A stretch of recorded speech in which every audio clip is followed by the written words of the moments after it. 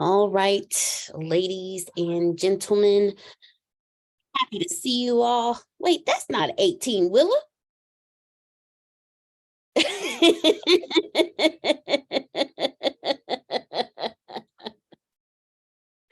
a minute. I'm so happy to see you all on this evening. Tonight we're going to talk about money. We're going to talk about being a pathbender in money. That's the topic, Grace. Being a pathbender in money. Now, tonight is a conversation. I'm going to tell you why it's a conversation. In money or and money? And. Okay, thank you. So a pathbender is supposed to be a master. Excuse me. Yes, sir. Yes, sir. I like pathbenders in money too now. Oh, okay. All right. Okay, Uncle Romy wrong. Well, you know what, Grace? Go ahead, change it up. Being a pathbender in money. Go ahead, change it up.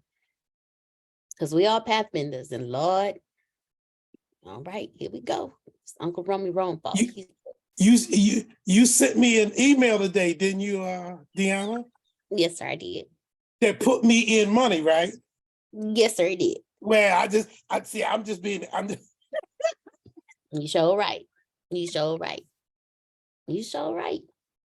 All right, well, here we go. Y'all ready? Again, this is going to be a conversation because a pathbender is supposed to be a master at money. And these are the notes, and I'm going to give y'all the notes that Antonio gave me.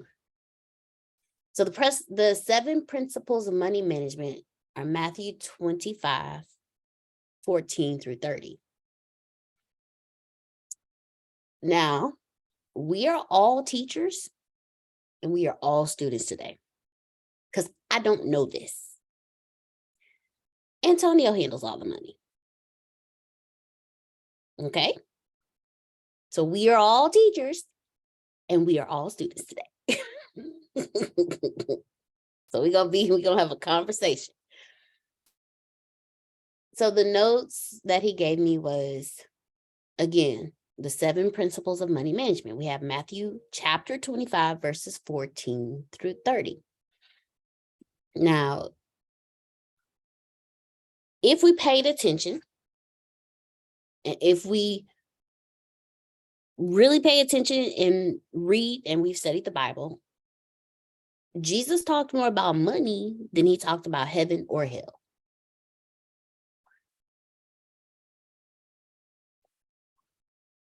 And I don't know about y'all, but in everything that I've read thus far in my studies, I haven't really heard him talk about hell too much. I've heard him talk about heaven. But he also talked about, think about it. Think about it. Like he got the tax that he had to pay from the fish. You know, he told, I forgot the guy's name. Y'all forgive me, I'm bad on names, but I forgot the guy's name, but I know the story. He told him, go on over there, cast your net, pull in the fish, open a fish mouth. It'll be enough for you. Oh, it's Peter? Okay, thank you. I don't know my guys, okay? I know them. I know their names, but I don't know them. I just know one of them was like, mess with Jesus, it's going to be me and you. And he cut off somebody's ear. I know it was a guy. That was Peter. Mm-hmm. Okay. Oh, that was Peter. Okay. That was Peter too. Okay. Then there was,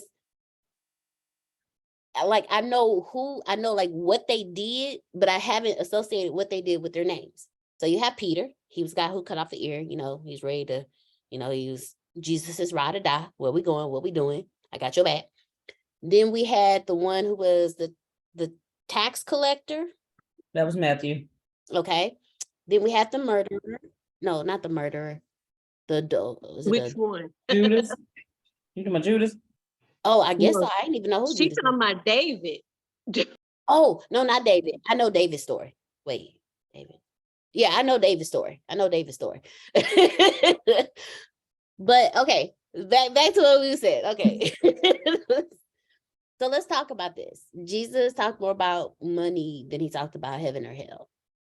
Who has read anything about Jesus talking about heaven or hell? I know he talked a lot about prosperity. He talked a lot about abundance. I don't remember him talking a lot about heaven or hell. Like he talked about, well, no, he didn't. Let's talk about it. I'm gonna open it up. Y'all come on, let's talk about this. He didn't have to talk about heaven and hell because he was the key to eternal life. Hello? All I right. am the way, the truth, and the life. He didn't have to talk about it. He was it. No man cometh unto the Father except by me. Hello?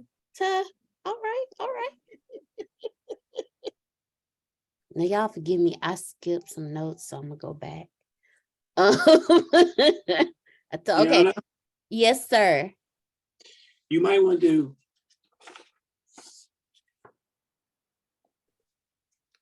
Miracles of Jesus. 37 miracles of Jesus in chronological order. Gotcha. I'm Googling right now. It's all 37 miracles, and then it says where they were, which ones were in Matthew, Mark, Luke, and John. Gotcha. Got it? I got it. Pretty cool. That is awesome. Oh, Peter's mother-in-law. See, I didn't even know Peter was married. Leprosy. Oh, okay. He would raise the widow's son from the dead in Nain or Nain. It's Nain is like pain, but with an N. Heals a man's with it. Okay, see, I didn't know about all of this. Oh, okay. All right. Keep that up. Come back to that, do some studying. Thank you. Thank you, Mr. Phil. Okay. Rewind. Okay, so for those of y'all joining us today, I'm gonna take you back. Today, we're talking about being a pathbender in money. Thank you, Grace. Being a pathbender in money.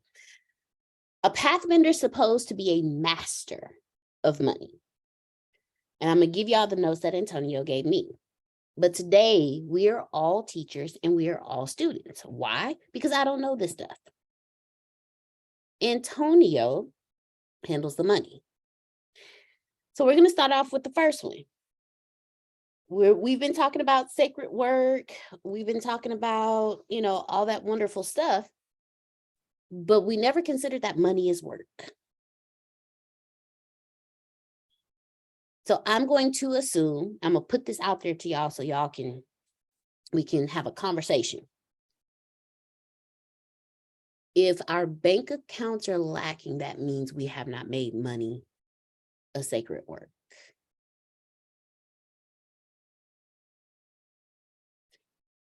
And Antonio has here, the proper management of money is sacred work. So I'm going to tell a story about me, because there was a point in time I remember working money for everything I needed, but have nothing to show for it. I was between the ages of 18 to 21. No, I lie. 17 to 21. Started working when I was 17. And I worked for a private school through my church. Also through my church, there was a woman who had her own.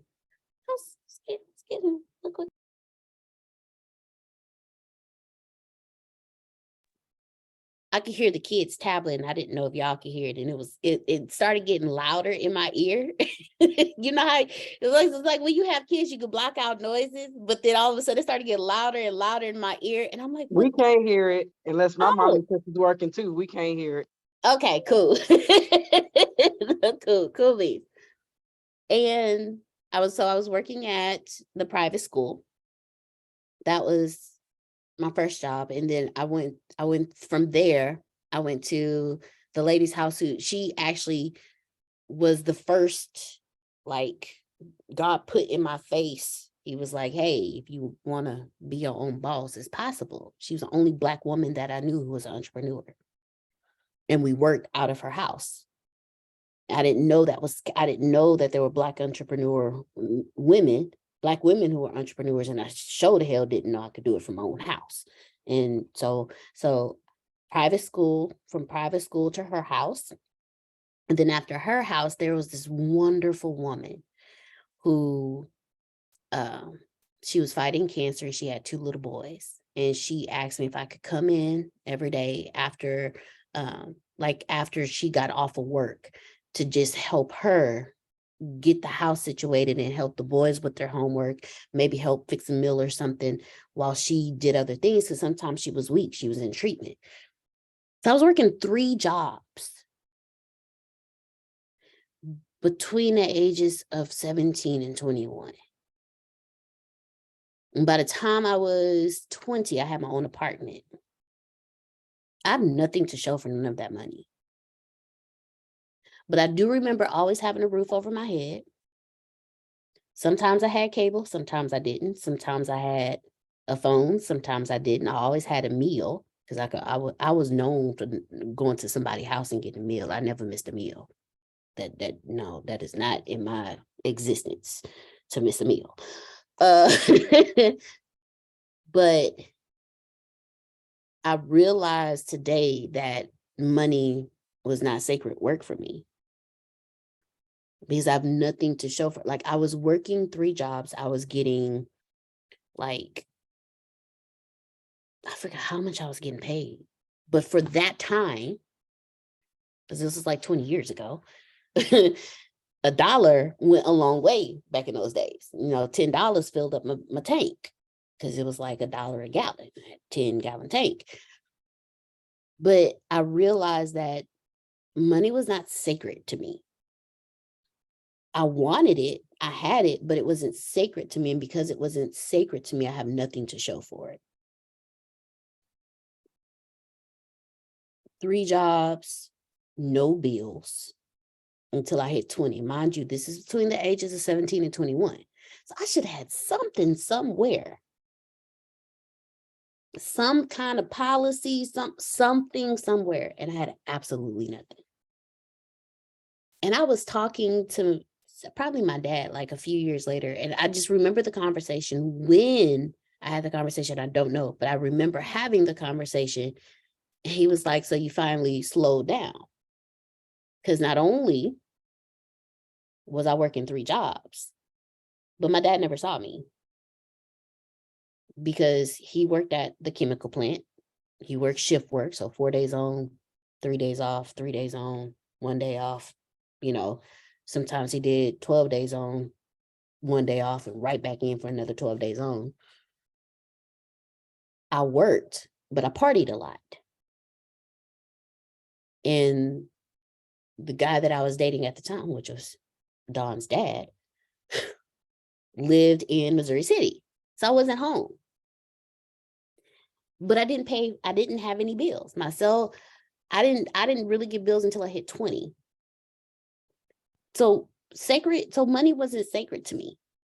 Because if I went from the ages of 17 to 20, working 3 jobs, not paying bills, didn't have to pay a car note, didn't have to pay a cell phone bill, didn't have to pay rent, none of that. Where is it?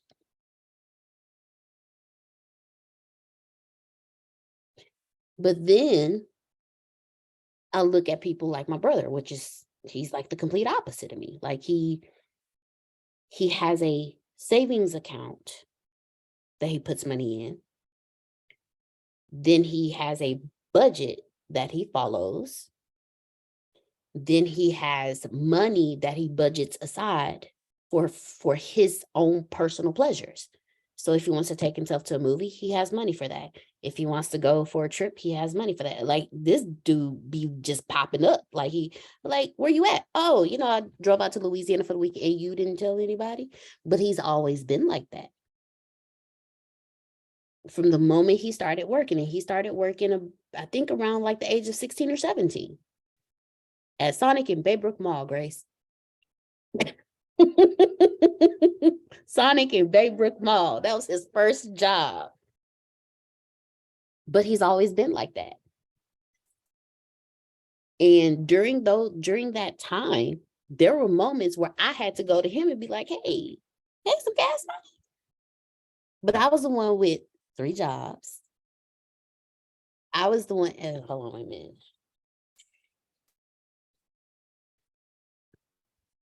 Later on, I was the one who going to him. I was doing math in my head. We're 5.5 years apart. So once I got my own place, I had to go back to him sometimes and be like, hey, can I borrow like $25? Can I get some gas money? Hey, can you catch this dinner? Because I'm broke, you know? So the difference between me and him, when I started working, I had 3 sources of income and no bills and nothing to show for it. By the time he started working, he had 1 job, no bills, and a savings account and a checking account with money in it. Credit score was better than mine. Credit cards that he keeps revolving, which helps with credit. So it's safe to say that money for him was sacred work. Because he's still that same way till today. He moved to a completely different city and still has money to do whatever he wants.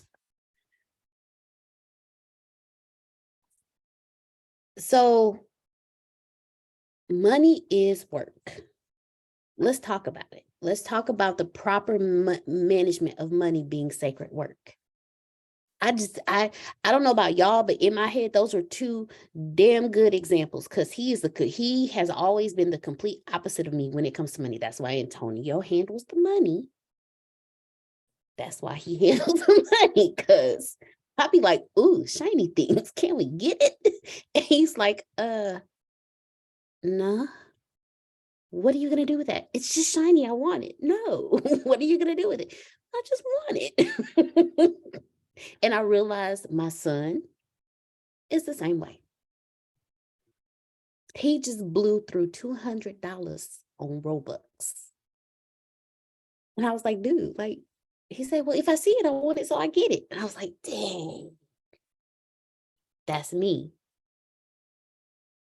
That is me, because if I see it, I want it. And if I want it, I get it. So let's talk about this. Let's talk about these different case studies. Because I'm definitely a case study on this.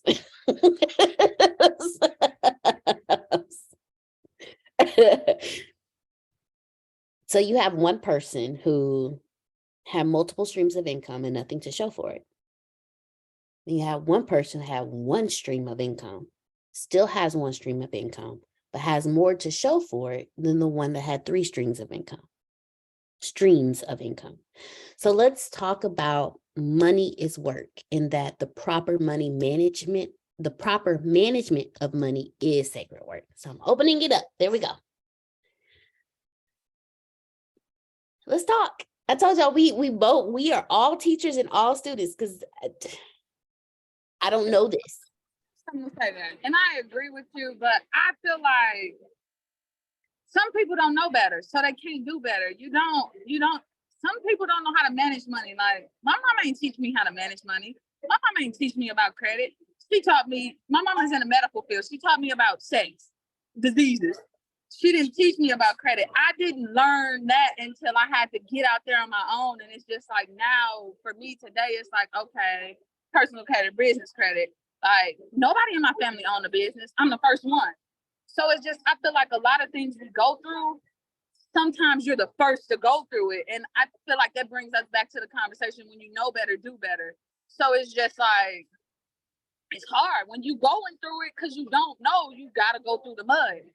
But when you know better, you must do better, or you just want to be out there willy-nilly. Like, that's just on you. But I just feel like people should teach it. Like, that's why I say know better, do better. Like if you know it and you know that your son is going through that, teach him. Okay, you messed up this, and the choice, the free will choice. You can mess it up if you want to, but I'm gonna tell you and I'm gonna teach you how to do it. But you have to listen. Like so, like it's kind of tough for me because I don't know. No, I got you. I'm gonna throw a quick wrench in here. I'm gonna throw a wrench in the sprockets real quick. So Chef J, They're gonna reach in the sprockets. my dad, the Grace knows a little bit about my dad's financial status, so to speak. And during this time, he told me get a savings account.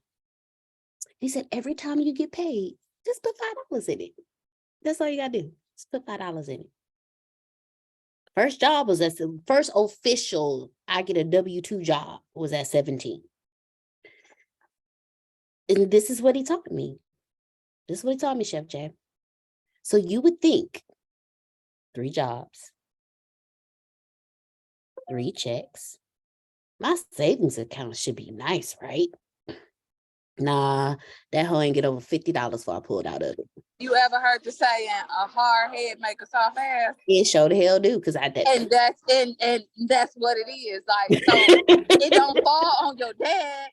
It falls on you because it's you got to do the work. Only he did his job. His job was to tell you what to do. So you just gonna keep going through it until you reach your breaking point. That's how I look at it. When you reach your breaking point, you like, man, I'm so tired of being broke. Like I don't want to go through this. I'm angry. Then you'll be like, I'm saving this. I'm putting 25 up in here now. I'm gonna do 100. Like so, yeah. So with that extra information, let's talk about these 2 case studies. Go ahead, Miss Tracy. Okay. Can I give you a few other examples? And then, Let's because I'm do it. kind of torn. When you're telling the story and talk about how, like, you know, you have nothing to show for it, I sit back and I kick myself in the butt all the time because of my management of the money that I had. When I graduated college, I went right into management with JCPenney. So I was in the management field at 21 and I was making really, really good money at 21. And as soon as I left A&M, got my own, me and my friend, we split the rent on a townhouse out on the southwest side of Houston, had my own car, still had a lot of money extra, had every credit card, literally when I tell you every credit card, y'all, American Express, Discover. I had Zales and Gordons, and like I would go to the jewelry store and just watch. Oh, you want to watch? Here's a new watch from Mother's Day. Here's a new, you know. But it wasn't for me. Like I would spend money on other people. And with JCPenney's, we would get bonuses when our store did well every quarter. So I was getting bonus money on top of money. I was 21 and I was literally balling. Like when I say balling, like I lived like I lived like I was vacationing every time I could take a vacation, and I still had money, like it was still coming in. And then when they did the severance 12 years later, after that, I was in my 30s, and they gave me a package, and I look back and I'm like, I blew through my package. Like I blew through my severance package of however much that was, with cashed out my 401k, all that. But, you know, I used some of it to take care of expenses while I was out of work, use it to pay bills up, you know, stuff like that. And so then when I went to work with Starbucks, I went right in as a store manager with Starbucks. It was a less than what I was making with JCPenney's, but I was still making good store manager money and still bringing in bonuses. Now I say all this to say, my mom was very strict about money. She didn't teach me credit. She didn't teach me stuff like that. However, I know she worked her butt off and money was sacred to her. for 42 years, she worked at the same place and she didn't ever live life. So it's why I say I'm kind of torn. So she didn't live life. She worked to make money, to make sure she took care of everything. And she just retired in 2019. And we can look back and like I did her like her 401k and rolled it over and all that stuff. And so she has money, she has assets set aside. Now she has the money. She has more money than she even realizes she has. But now she's like, she don't know what to really do with it. She don't really know how to live. She's worked her whole life. She doesn't, and she's worked all these years and never like I took her on one of her first vacations a couple of years ago where she had never been to like a pretty beach. I took her to Florida after she was 60 something. And so to wrap it up, it's kind of like money is sacred, yes. Because now I look back and I'd be like, I should have had a lot more money. I should be in a better place than I am now. However, I can look back and I could say, like, for those first from 17 to about 30, I lived life. But now I'm looking back and I'm like, well, shoot, I could be at a whole nother level of life. But I did, like Chef Jay said, like, I didn't know better. I looked at, well, my mama making money, but she ain't really living. I'm going to do me. And I did. And I'm like, okay, yeah, I could be much further, but I did live. So, now I'm doing differently. Now I'm trying to save, and now I'm trying to look at it as more sacred, but I still feel like I still want to live life. I don't want to not be able to, if I want to take a vacation every year, I want to be able to take my vacation and not say, oh, well, I'm waiting until 5 years later when I get to my million and then I'll vacation as much as I want. So I don't know. I'm still torn with that. But if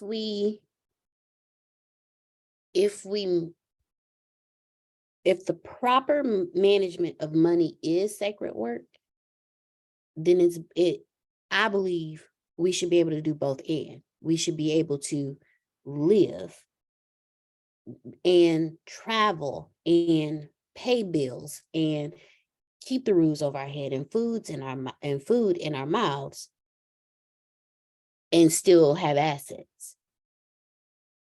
I think this is me. I think that's making money sacred is. I think that's what that means, that making money sacred work. Like, we have it all. Because I hear you, because trust and believe, between ages of 17 and 30, I lived too. Let me tell you. Yeah. But Can I add to that, Deanna? Because yes. one thing I wanted to say is that I can see how you can interpret. I would interpret it differently. I would interpret it as maybe being a provider was sacred to your mom and proper management of money. But for me, for money to be sacred work, it also has to tie into how it makes me feel spiritually. Like so for me, I feel like I'm gonna be in a much better place being a teacher, taking a 40% pay cut than I would be than when I was in oil and gas and supply chain making six figures. Because for me, I know what to do with the money and I have a higher purpose for the money that I'm bringing in now. I'm not just paying bills and just living. Now I know that I want to purposefully use this money to buy assets and get more time freedom so that I can move my family out of the country. Like, that's why for me, the proper management of my money is sacred, because I have a sacred place for that money to go. I have a sacred purpose for that money. So in order for me to have that money, I have to manage my money properly.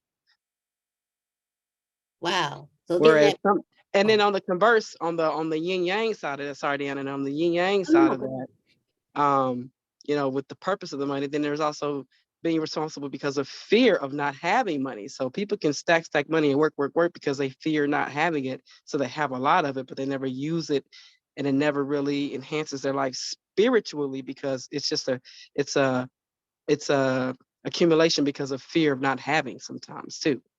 So you can manage it and still not be sacred. It can still be a different type of thing and be a great manager of money. Can I Okay, so follow up with what she just said really quickly? Because that's what I did. When I went into teaching, I left Starbucks. I was a manager. I was making 6 figures there. And I left there to become a teacher. And I felt like it's because I was following my purpose.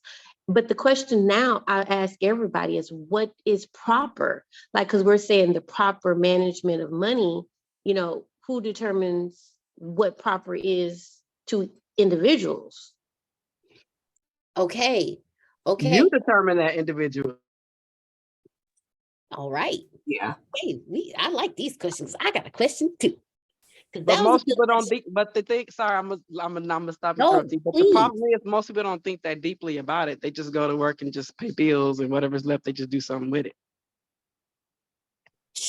I think the sacredness is in putting some more forethought into the usefulness and purpose of your money. And however you choose to use it, whether it's to purposely make you happy, to purposely spend $1,000 per month to travel because that's what makes you absolutely glow and spark and shine and have joy in your life, then that's what it is. And if it's for you to have $100,000 saved for your grandkids, then that's what it is for you. But it just depends on what your purpose is for your money. But at least you have a purpose. You're just not living and just marching to the beat of the drum of society. In money, out money, in money, out money, in money, out money, you know? Can I add to that? Yes, please do. I think that's absolutely true. You said everybody sets their own individual what works for them. But I think while we're doing that, as Deanna said earlier, we can have both. But I think it's also important to remember our dash. We weren't put here just to work, just to provide for everybody. We were put here to live as well. So we just have to find a medium to where we can do both with the funds that we have while being purposeful while doing it. So I just think it's really important. Everybody wants to stack, but remember, you want to live while you're here, because at the end of your life, you're not going to say, I wish I had more money in the bank. You're going to say, I wish I had spent more time with my kids. I wish I had did more traveling. So I think that's something that we have to always think about too. Ooh, I like this conversation. Can I follow her up with that? Because Please. you know, I like to be the, you know. So when people say, and I know I hear people say, okay, well, stack now so that you can enjoy it later. Like if you don't have it, you shouldn't be spending it, right? Would that be proper management? Like if you don't have the extra $1,000 to take a vacation and you live in paycheck to paycheck, should you take that extra 1,000? I mean, should you take from that and go on a vacation because that's what you really, really want to do? Would that be considered improper management or your thoughts? Mama always said, don't try to be big when little got you. So, hey, and she had a little word after little got you, but we're not gonna put it on there. Oh, HT. She said, don't be big when little already got your ass. That's what she said. That's the mantra. The thing Yeah. is, though, again, it's for me. Again, it's whether you believe. Some people live by money flows to me easily and readily, and they always expect that whenever they need to pay something, it's going to be there. Period. And they don't have a 9-to-5 job. They're not working, getting a paycheck every 2 weeks, and the money's always there. And that's just how they live their life, because that's how they expect their life to be.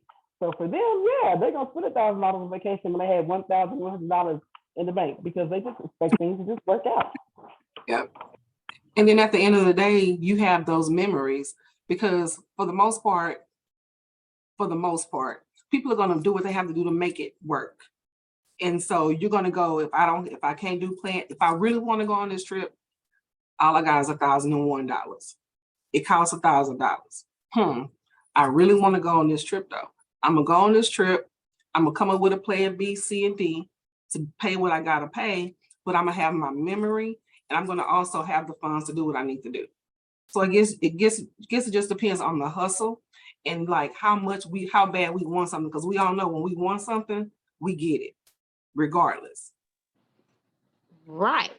But you remember, and I'm thinking back to some teachings when Antonio was talking about how, if you have a goal you're trying to get to, sometimes you have to, he didn't say it like this, but like sacrifice now so that you can have what you want later. What is it called? Like putting it off, not putting it off. Y'all know what I'm talking about, but don't do all the extra Delayed now. gratification. Yes, that was it right there. He talked about delayed gratification because that was always my issue. I want it, I get it, even if it put me in a bad situation. I get out of that situation, but then I do it again and end up putting myself back in a bad situation. So that's not, to me, I would look at that as not being proper management. Yeah, to keep putting you back in the same scenario. I agree. Yeah. I agree too. Okay, so then this brings me to this question. If sacred work is medicine, and we make, and that sacred work is the work we do on ourselves, inwardly, outwardly, then we get a better grasp of life. If we do the same thing to money, wouldn't that give us that I have the $1,000 plus I have this other 1,000 over here?